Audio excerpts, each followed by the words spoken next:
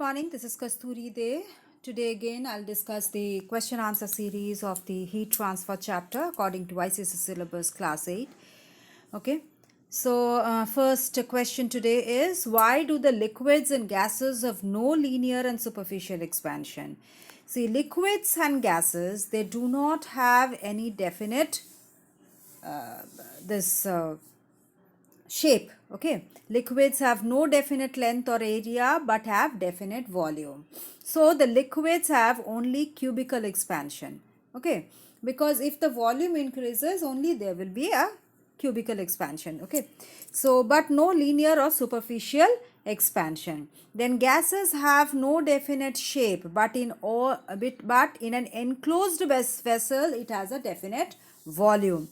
So gases also, they have the cubical expansion and no linear or superficial expansion. Okay, now why is a bimetallic strip what is a bimetallic strip, and why does a bimetallic strip of brass or and iron bend on heating? Excuse me.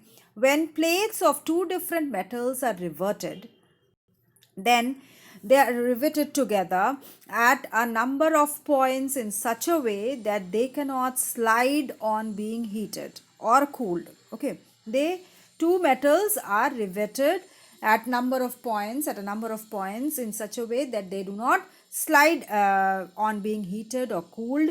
That forms a bimetallic strip. Now when a bimetallic strip is made, it is generally made of brass and iron. Okay, so when a bimetallic strip made up of brass and iron which is heated, it bends on heating. Excuse me. Because on heating, brass expands more than iron. This unequal heating bends the strip in such a way that brass takes the outer edge of the bend and the iron takes the inner edge of the bend. Okay, excuse me. How is a bimetallic strip used in a fire alarm? In a fire alarm, an invar brass bimetallic strip is fixed on a wooden board in such a way that its one end is tightly fixed. So, in a fire alarm, the strip is made up of invar and brass. Okay, and it's fixed at one end. It is fixed on a wooden board. Its another end is free to move up and down. In this, electric connections are provided in such a way that an adjustable screw of brass is held about 1 millimeter above the free end. Above the free end, the free end, around 1 millimeter above this, an electric connection is provided. Okay, an adjustable screw is there in such a way. Okay, in case of a free, as the bimetallic in the that is, in case of there is a fire. Okay, in case there is a fire, then the bimetallic strip gets heated and it bends. Now when it bends, then the free end will rise up as the brass expands more than inward, and that will touch the contact screw. An electric current is formed, electric contact is established, and so the electric bell will start ringing. So what happens? See, when there is a fire alarm, in a fire alarm, what happens? There is a bimetallic strip. It's made up of invar and brass, which is fixed on a wooden board, and its one end is fixed and the other is free. Now, above the free end, around 1 millimeter above, there is a screw. Okay, adjustable screw. Now, when there is a fire, then the bimetallic strip gets heated and it will bend in such a way that the free end will rise up towards the screw and it will touch the screw. Okay, this is because the brass will expand more than the invar. Now, when it is touching the screw, an electric contact is made. Now, when this electric contact is made, the current flows, and when the current starts flowing, the electric bell will ring, which forms a fire alarm. Okay. Next is, explain the following. Why is the concrete floor made in small slabs rather than in single block? Okay. Concrete floor is made in small slabs but not in one block because it expands. See, concrete, it expands during summer. It will absorb heat during summer season and it will expand. And if there is no space for expansion, then it will expand. It is their property, and so it will crack as there is no space. So floor is laid in small blocks, leaving a very small space in between the blocks, which allows the block to expand without cracking. Next question is, why is a small gap left behind the walls while mounting a girder for roofing? Okay, it is so because it expands on heating again and contract on cooling. So a small space is left between the bridge and the pillar to which it is attached for its expansion and contraction. And if this space is not given, then what will happen? It will expand as it is its property. It will hit the bridge will it will collapse. Okay, the bridge will collapse. So steel girders are used for the construction of a bridge.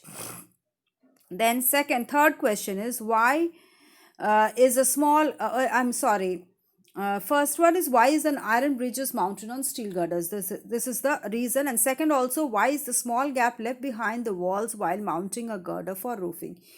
Both the answers have the same reason. Okay, so it expands during summer season, or during when there is too much of sun's heat, then it will absorb this heat and it will expand. Okay, on heating and contract on cooling, and so the space is left in between the bridge and the pillar, so that the bridge, while expansion, it will not hit the pillar and break it. Okay, there is crack and the bridge will collapse. So to avoid this, there is some gap given, and the bridge is mounted on a girder. Then next is, why does a thick glass tumbler crack when boiling hot water is poured into it? See, it is so because glass is a bad conductor of heat, and therefore the inner surface of the tumbler expands more than the outer surface. When hot water is poured inside, the inner surface expands more than the outer surface. Okay, and due to this uneven expansion, a stain builds up in the glass. Okay, and it is to this stain the glass cracks. Then why does a Pyrex glass not crack when boiling hot tea is poured into it? What happens in Pyrex glasses? They have a very small expansion. Okay, moreover, the articles prepared from them are very thin. Okay, so when boiling hot tea is poured into it, there is not much difference between the external and internal expansions. Okay, so there is sufficient strain to break the glass. There is no sufficient strain. The strain is not so much so that it can break. Okay, so Pyrex glasses are used for this type of pouring this hot thing. Then why is a rivet? What is a rivet, and how are two metal plates joined by a rivet? Okay, see, a rivet is a small steel cylinder used for fastening two metal plates.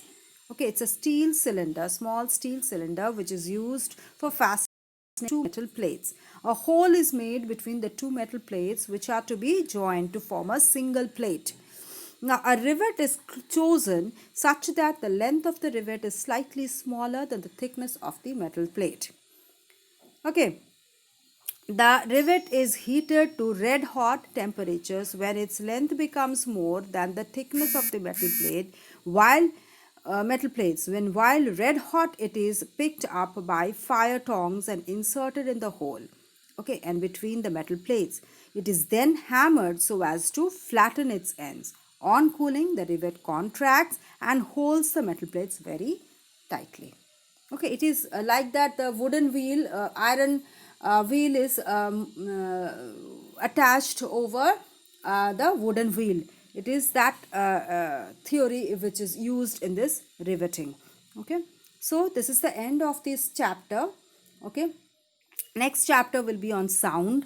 Okay, And if you have any doubt regarding this chapter or any other chapters, okay, you please write it down in the comment box, or you can also write your doubts or any other questions in my email ID kasturi74@gmail.com. Okay, and